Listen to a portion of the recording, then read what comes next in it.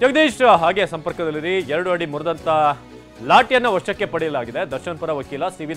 ನಾಗೇಶ್ ಅವರಿಗೆ ಸದ್ಯಕ್ಕೆ ವಾದ ಮಂಡನೆ ಮುಂದುವರಿಸ್ತಾ ಇದ್ದಾರೆ. ಸ್ಟೋನಿ ಬ್ರೂಕ್ ಹೆಸರಿರುವಂತಹ ಖಾಲಿ ವಾಟರ್ ಬಾಟಲ್ ಏನ ಸ್ಥಳದಲ್ಲಿ ಮರದ ರೆಂಬೆ, ರಕ್ತದ ಕಲೆ ಇರುವಂತಹ ಅರ್ಧ ಅಡಿ ಮರದ ಕೊಂಬೆ, ನೈಲಾನ್ ಹಗ್ಗ ವಶಕ್ಕೆ ಪಡೆಯಲಾಗಿದೆ ಅಂತ ಉಲ್ಲೇಖ ಮಾಡಲಾಗಿದೆ. ಏನೇನು ಅಲ್ಲಿ ಸಿಕ್ತು ಅಂತ ಫೋಟೋ ಸಮೇತ ಅದನ್ನ FIR ನಲ್ಲಿ ಹಾಕಿದ್ರು, ಇದರಲ್ಲಿ ಹಾಕಿದ್ರು ಚಾರ್ಜ್ ಶೀಟ್ ನಲ್ಲಿ.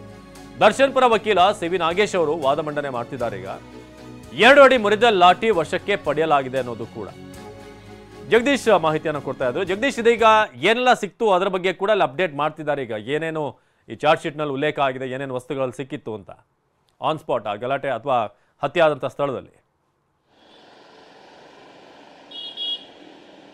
ಖಂಡಿತ ಅವಿನಾಶ್, ಈಗಾಗಲೇ ಈಗ ವಾದಗಳು ಆರಂಭಗೊಂಡಿರುವಂಥದ್ದು. ಈ ಸಂದರ್ಭದಲ್ಲಿ ಒಂದಿಷ್ಟು ವಿಚಾರಗಳು ಅಂದರೆ ಪೊಲೀಸರು ತನಿಖೆ ನಡೆಸಿರುವಂತಹ ಸಂದರ್ಭದಲ್ಲಿ ಸಿಕ್ಕಿರುವಂತಹ ಮಾಹಿತಿಗಳನ್ನು ಉಲ್ಲೇಖಿಸಿಕೊಂಡು, ಜೊತೆಗೆ ಈಗಾಗಲೇ ಏನು ವಶಕ್ಕೆ ಪಡೆದುಕೊಂಡಿರುವಂತಹ ಅಂಶಗಳೇನಿವೆ ಅಂದರೆ ಸ್ಟೋನಿ ಬ್ರೂಕ್ನ ವಾಟರ್ ಬಾಟಲ್ ಆಗಿರ್ಬೋದು, ಜೊತೆಗೆ ಅಲ್ಲಿ ರೇಣುಕಾ ಸ್ವಾಮಿಗೆ ಹಲ್ಲೆಗೆ ಬಳಸಿದಂತಹ ಲಾಠಿ ಆಗಿರ್ಬೋದು, ಜೊತೆಗೆ ಹಗ್ಗ ಆಗಿರ್ಬೋದು, ಈ ರೀತಿಯಾದಂತಹ ವಸ್ತುಗಳು ಏನದನ್ನು ರಿಕವರಿ ಮಾಡಲಾಗಿದೆ. ಅದರ ರಿಕವರಿಯ ದಿನಾಂಕವನ್ನು ಕೂಡ ಮೆನ್ಷನ್ ಅನ್ನು ಮಾಡಲಾಗಿದೆ ಚಾರ್ಜ್ ಶೀಟಲ್ಲಿ. ಆದರೆ ಅದಕ್ಕೂ ಮೊದಲೇ ಪೊಲೀಸರು ಅದನ್ನು ರಿಕವರಿ ಮಾಡಿದ್ರು ಅನ್ನುವಂಥ ಒಂದಿಷ್ಟು ವಿಚಾರಗಳನ್ನು ಈಗಾಗಲೇ ನಾಗೇಶ್ ಅವರು ಕೂಡ ವಾದವನ್ನು ಮಂಡನೆ ಮಾಡ್ತಾ ಇರುವಂಥದ್ದು. ಜೊತೆಗೆ ಈ ಪ್ರಕರಣಕ್ಕೆ ಸಂಬಂಧಿಸಿದಂತೆ ಈಗಾಗಲೇ SPP ಅವರು ಏನು ಪ್ರಕರಣ ತುಂಬ ಚೆನ್ನಾಗಿ ತನಿಖೆ ನಡೆದಿದೆ ಅನ್ನುವಂಥದ್ದನ್ನು ಹೇಳಿದರು. ಆದರೆ ಇದು ತುಂಬ ಕೆಟ್ಟದಾಗಿ ನಡೆದಿದೆ ಅನ್ನುವಂಥ ವಿಚಾರವನ್ನು ಕೂಡ ಉಲ್ಲೇಖಿಸಿರುವಂಥದ್ದು. ಜೊತೆಗೆ ಈಗಾಗಲೇ ಈ ಪ್ರಕರಣಕ್ಕೆ ಸಂಬಂಧಿಸಿದಂತೆ ಏನು ದರ್ಶನ್ಗೆ ಏನು ಒಂದು ಬೇಲ್ ಆಗಬೇಕು ಅನ್ನುವಂಥ ನಿಟ್ಟಲ್ಲಿ ಏನೇನು ಅಂಶಗಳೇನಿವೆ, ಜೊತೆಗೆ ಈಗಾಗಲೇ ತನಿಖೆಯ ಸಂದರ್ಭದಲ್ಲಿ ಸಿಕ್ಕಿರುವಂತಹ ಒಂದಷ್ಟು ಮಾಹಿತಿಗಳೇನಿವೆ, ಈ